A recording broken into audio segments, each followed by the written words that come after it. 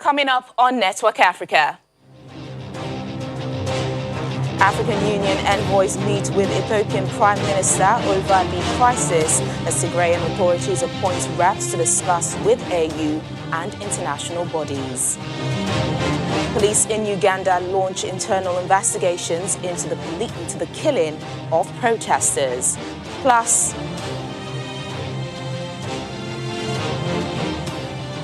daughter of Jerry Rawlings, the late former president of Ghana, warns of a funeral scam as the country prepares to bury him.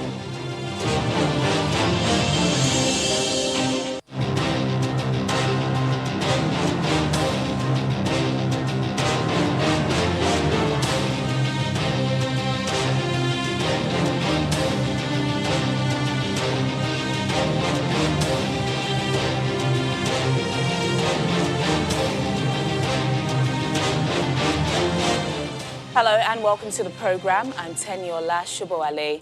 The African Union envoys met with Prime Minister Abiy Ahmed in the capital Addis Ababa. The envoys include three former African heads of state, Joaquim Chissano of Mozambique, Ellen Johnson Sirleaf of Liberia, and Galema Motlanthe of South Africa. Earlier, Ethiopia's government had already rejected international efforts to negotiate a peaceful end to the fighting in the northern Tigray state. Since Thursday, Prime Minister Abiy ordered the military to launch what he described as a final offensive against leaders in Tigray. Meanwhile, the leadership in Ethiopia's Tigray region says it has appointed a representative to discuss with the African Union and other international bodies an immediate cessation of hostilities with the Ethiopian government. In a statement, it also called for unimpeded humanitarian access and an independent investigation into any alleged war crimes. The United Nations warned of possible war crimes if the Ethiopian army attacks Mekelle, also expressing concern about the lack of access to the region for humanitarian workers.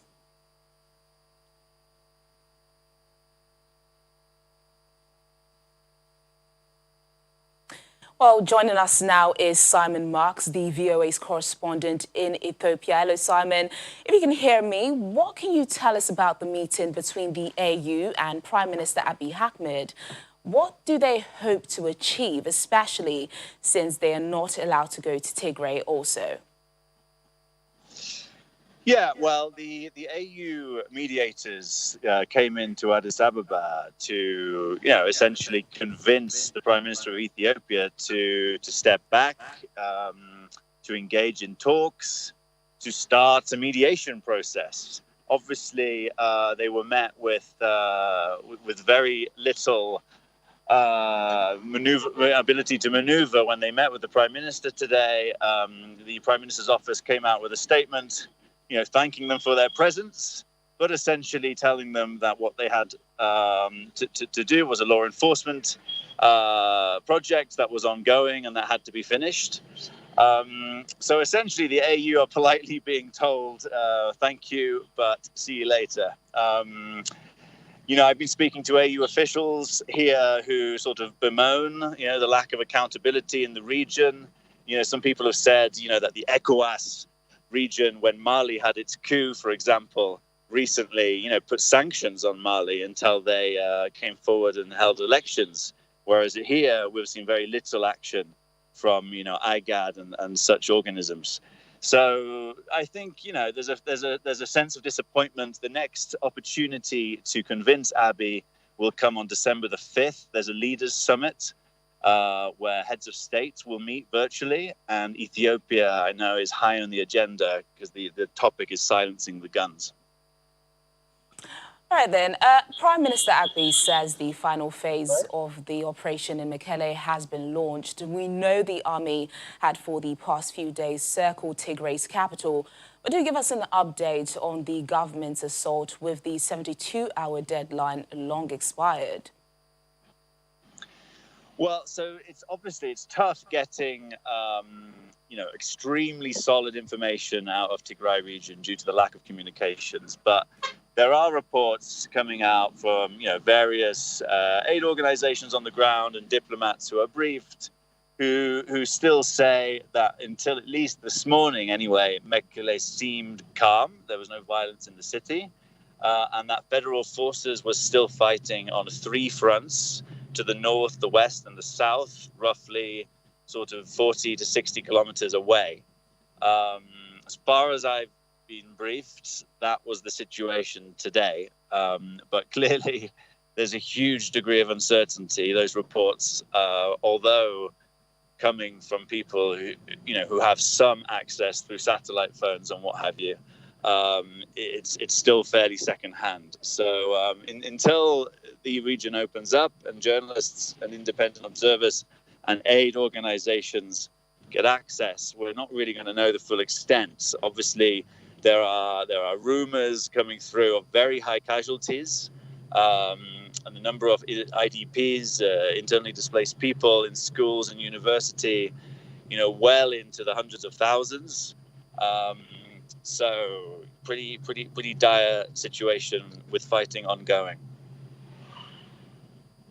With information slowly trickling out, it's, difficult to get information at the moment. But we have heard that Tigray authorities have appointed a representative that will help discuss with the AU and other international bodies concerning the cessation of hostilities. Where do they hope to meet, being that the AU is headquartered in Addis Ababa? This is the Tigray authorities you're referring to?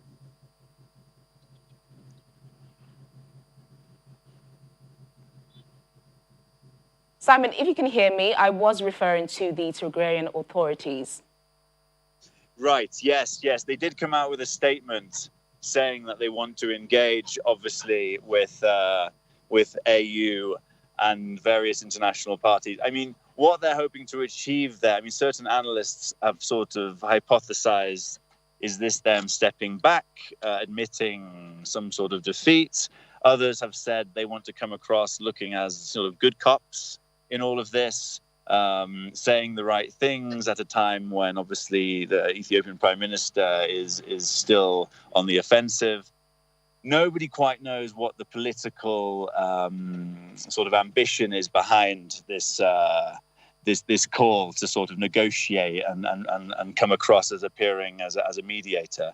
That, I think, we'll have to see. For sure, the Tigray officials are, they're locked up there in the Tigray region and communicating through satellite connection, internet, etc. All right then, Simon, a lot to keep our eyes on. Thank you so much for joining us to bring us up to speed on Network Africa. Thanks a lot. Moving on now, Uganda has launched police investigations into their violent crackdown on protesters last week that led to the death of dozens of people. Local media quotes the police spokesperson saying the inquiry will identify mistakes that led to the collateral damage. European Union envoys have already called for a full and independent probe into police actions against protesters to ensure justice for victims. Plainclothes operatives were last week recorded by members of the public brandishing guns in the streets during demonstrations to protest the arrest of presidential candidate Robert Kyagulanyi, also known as Bobi Wine. To security matters now, the global number of deaths relating to terrorism has fallen by 59% since 2014. That's according to findings by the Global Terrorism Index. The Institute for Economies and Peace says despite the overall fall in the global impact of terrorism, it remains a significant and serious threat in many countries. The report says an overwhelming number of terror-related deaths, 96%, are still localized in conflict zones such as Afghanistan, Syria, and African countries such as Nigeria and Somalia. The GTI foresees the adverse trend continuing, citing the prevalence of political instability and violence caused by the economic downturn from the COVID-19 pandemic. Security expert David Otto joins us now for more on this. Thank you so much for joining us on Network Africa, David. Thank you. From your point of view as a security analyst, help us understand better this report from the GTI. Yes, as you mentioned, the GTI is a report that is brought by the Institute for Economic Security and Peace, but also it uses a consortium of other organizations, including the University of Maryland. The GTI says that it has a huge database of incidents for the past 50 years, since 1970, where it compares incidents, all over the world. It looks at, for example, incidents like death by terrorism, injuries, and damage to properties.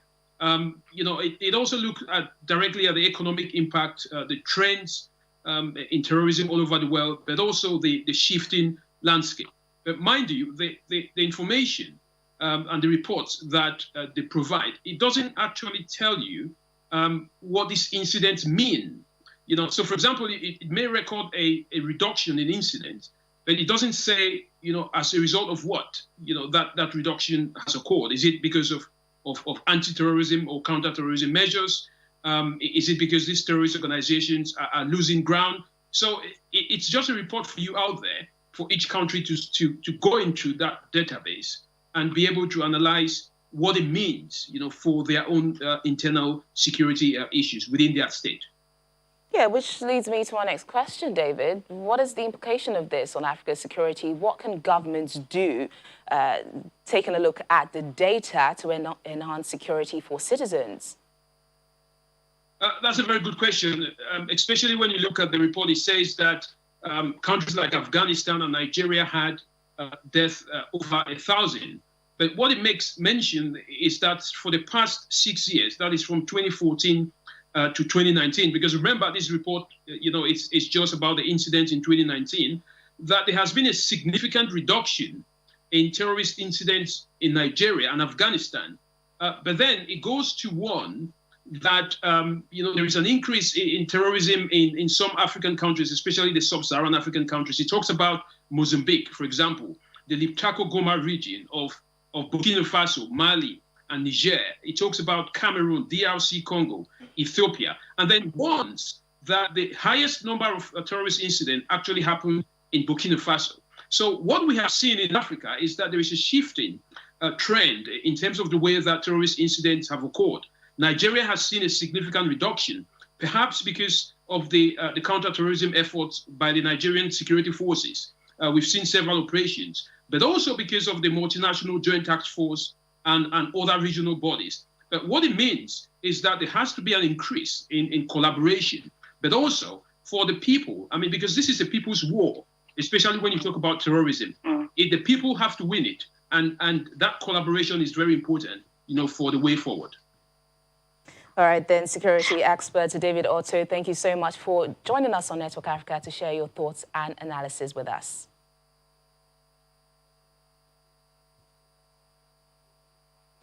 Now, the eldest daughter of Ghana's former president, Jerry Rawlings, is warned against online fraudsters who claim to be raising money for her father's funeral. Mrs. Anato Agiyam Rawlings, who is the MP for the Kolote Kole constituency in Ghana's parliament, in a statement posted on her Facebook account on Thursday, said fake social media accounts had been created in her name to solicit funds. She said the fraudsters are targeting people who are sending their condolences. Former leader Jerry Rawlings died on the 12th of November, aged 73. The government declared 7 days of mourning. Even preparations for a state funeral is ongoing. Still ahead on the program.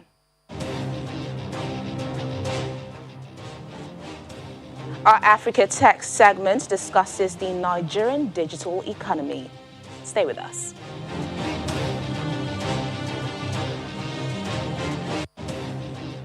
Welcome to our Africa Tech segment. Digital technology is rapidly transforming the global economic landscape, daily lives, as well as the way we conduct businesses. In Nigeria, the digital economy has fast become a key priority as the country makes strides to harness data and new technologies to strengthen its digital space. Joining us now on the program to discuss this further is Wale Kuku, CEO of F1 Technologies. A warm welcome to the program. Yeah, thank you very much. How are you doing? Very well, thank you. For the benefit of our viewers, talk to us about what the future of work, what does it entail?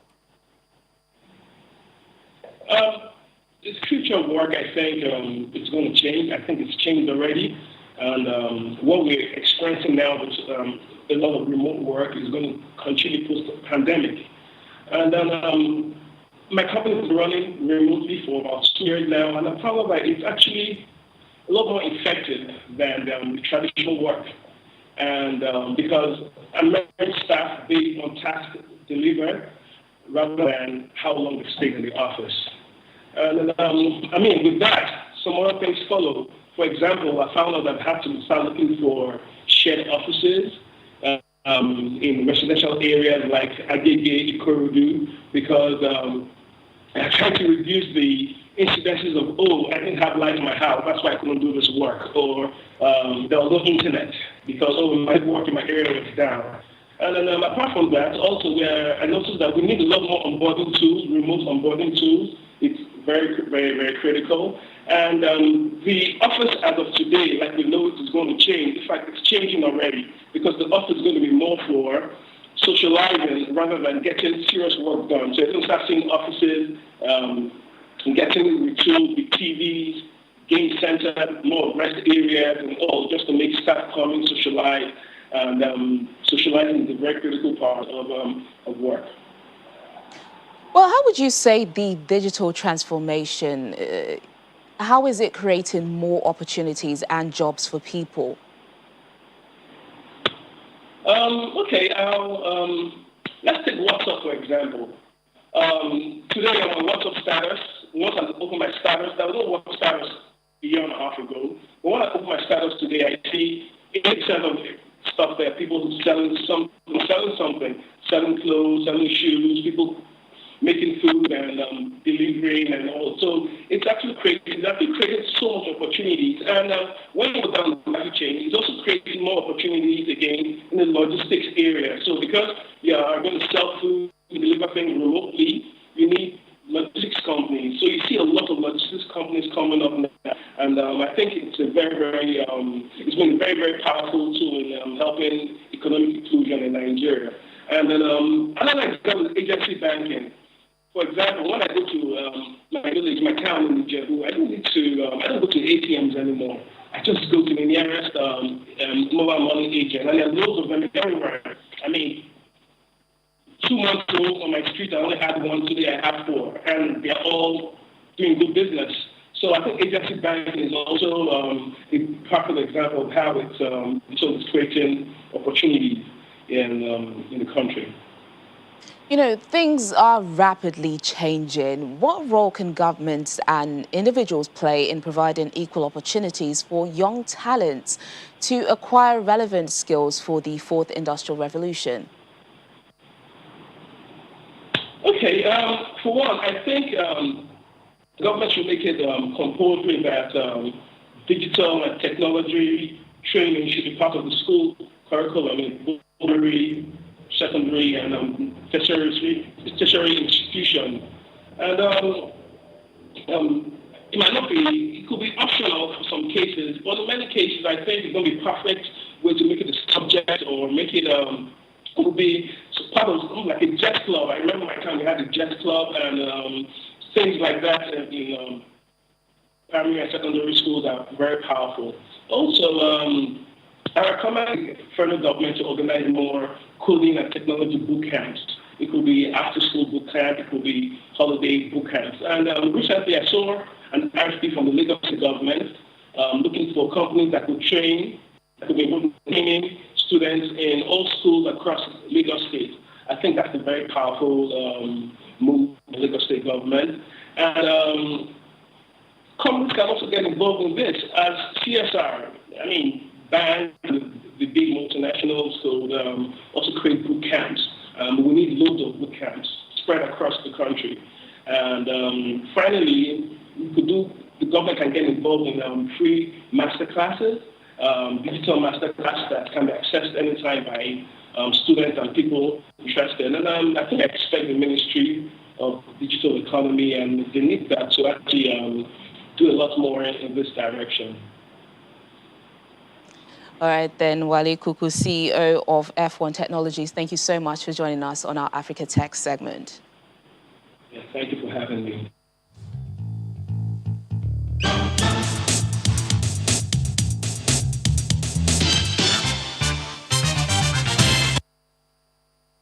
To other stories now, award-winning journalist and author Aisha Sise has been appointed a Unfpa Goodwill ambassador in the fight to end violence against women, female genital mutilation and child marriages. Her nomination to Unfpa Goodwill ambassador came at the onset of 16 days of activism against gender-based violence, a global campaign to end abuse and discrimination against women and girls. To say that as we mark today the beginning of the 16 days of activism against gender-based violence, we have to come together, and as UNFPA we are already saying enough to all forms of violence against women and girls. And I'll be using my voice, my privilege and my position in the months and years ahead to ensure that that message is heard loud and clear. Algerian authorities are calling on the entire population to contribute to nationwide reforestation after countless trees were lost due to forest fires. The fires, which have damaged several forests in different regions, have led to a government investigation into their causes, with some suspecting criminal acts. Following a series of wildfires in Algeria's forests, authorities have begun a nationwide initiative aimed at reforestation and preservation of green spaces. The initiative took place shortly after large fires gripped several of Algeria's forests earlier this month, burning countless trees and injuring a number of citizens due to heavy smoke inhalation. This is a humanitarian initiative against the attack on the environment. We pray to God to carry out more of these initiatives so that every Algerian will have 10 trees and not only one tree. The fires, which have damaged forests in Oran, Chlef, Blida and Tipaza, have led to a government investigation into their causes, with some suspecting criminal acts. The reforestation initiative involves planting saplings throughout Algeria's forests with the help of firefighters, the military, volunteers and civilians. We are doing this to revive our forest wealth. They burn and we plant. They destroy and we rebuild our new Algeria. Today, we conducted a joint forestation campaign and planted trees, as you can see, because the forest was burned, and I hope that justice be served to those who caused the forest fire. Tighter laws are also being imposed to combat forest fire instigation. 2 people were killed during the forest fires in early November in the town of Tipaza, which is 60 kilometers west of the capital. And that's the program today. Thank you so much for watching. I'm Tenyola Shoboale. Do you have a lovely weekend?